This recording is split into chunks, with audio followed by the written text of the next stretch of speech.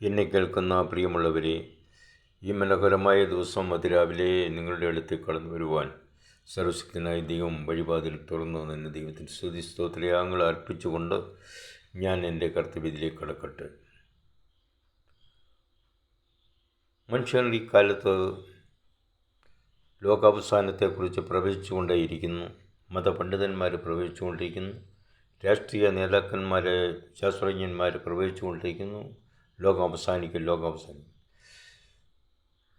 എന്നാൽ പിന്നെ ഈ രാജ്യങ്ങൾ ഈ പ്രവചിക്കുന്ന ലോകം അവസാനിക്കാൻ പോകുന്നു എങ്കിൽ ഈ കാണിച്ചു വയ്ക്കുന്ന എല്ലാ വികൃതികളും എന്തിനാണ് എന്നുള്ളത് നാം മനസ്സിലാക്കണം. രാജ്യത്തോട് എതിർക്കുന്നു, യുദ്ധം ചെയ്യുന്നു, ക്ഷാമവും ഭൂകമ്പവും അവിടെ ഉണ്ടാകുന്നു. മാതാപിതാക്കൾ കുഞ്ഞുങ്ങളെ നശിപ്പിക്കുന്നു. കുഞ്ഞുങ്ങൾ അല്ലെങ്കിൽ പൈതങ്ങൾ മാതാപിതാക്കളെ നശിപ്പിക്കുന്നു. കുടുംബവുമായി യുദ്ധം ചെയ്യുന്നു. രാഷ്ട്രവുമായിട്ട് യുദ്ധം ചെയ്യുന്നു. എവിടെയും അരാജകത്വം കാണുന്നു. എല്ലാവരും പ്രസംഗിക്കുന്നു ലോകം അവസാനിക്കും. പിന്നെ ഈ ബാങ്ക് ബാലൻസുകളൊക്കെ പുരോഹിതന്മാരും പണ്ഡിതന്മാരും രാഷ്ട്രീയക്കാരും എന്തിനു കൂട്ടിവെക്കുന്നു എന്നുള്ളത് മനസ്സിലാക്കുന്നു. കാരണം അവൻ്റെ ആവശ്യത്തിനുള്ളത് പോരായ ബാക്കിയുള്ളത് അവൻ സ്വരൂപിച്ച് വയ്ക്കുന്ന എന്തിനാണ്? അവൻ്റെ ജീവിതകാലം എന്ന് പറയുന്നത് 7-10, ഏറെയായാൽ 80 മാത്രം. പിന്നെ ഇവൻ സ്വരൂപിച്ച് വെച്ചുകൊണ്ട് എന്ത് പ്രയോജനമുണ്ട്? ഒരു ഭരണകർത്താവ് അവന് നേടിയെടുക്കാവുന്ന മുഴുവൻ കളിപ്പിച്ചും വക്രതയിലൂടെയും നേടിയെടുത്തു കഴിഞ്ഞാലും അവൻ്റെയും ജീവിതം വെറും ഒരു നിഴൽമ്പോൾ മാത്രം.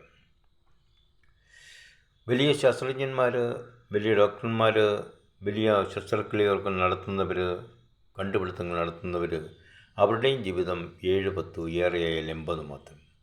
അതെല്ലാം കഷ്ടതയും പ്രയാസവും ദുഃഖവുമാണ് നിങ്ങൾ മനസ്സിലാക്കണം. കാരണം ഈ മരണത്തിൽ രക്ഷപ്പെടുവാൻ ഒരു മനുഷ്യനെക്കൊണ്ട് സാധിക്കുകയുമില്ല എന്നുള്ളത് തറപ്പിച്ച് നാം വിശ്വസിക്കുന്ന കാര്യമാണ്. പിന്നെ ഇതിനകത്ത് മോചനം കിട്ടുന്നത് അല്പമെങ്കിലും മോചനം കിട്ടുമെങ്കിൽ അതും മരണത്തിൽ നിന്ന് രക്ഷപ്പെടുവാൻ ആരെക്കൊണ്ട് സാധിക്കുകയില്ല. രോഗത്തിൽ നിന്ന് രക്ഷപ്പെടുവാൻ ആരെക്കൊണ്ട് സാധിക്കുകയില്ല. കലാമിറ്റിയിൽ നിന്ന് അല്ലെങ്കിൽ പ്രകൃതി ദുരന്തത്തിൽ രക്ഷപ്പെടുവാൻ ആരെക്കൊണ്ട് സാധിക്കുകയില്ല. അതിലൊക്കെ കുറച്ച് മാറ്റം വരാം. എന്നാൽ ഇതൊക്കെ ലോകത്തിൽ സംഭവിച്ചു കൊണ്ടേയിരിക്കുന്നു.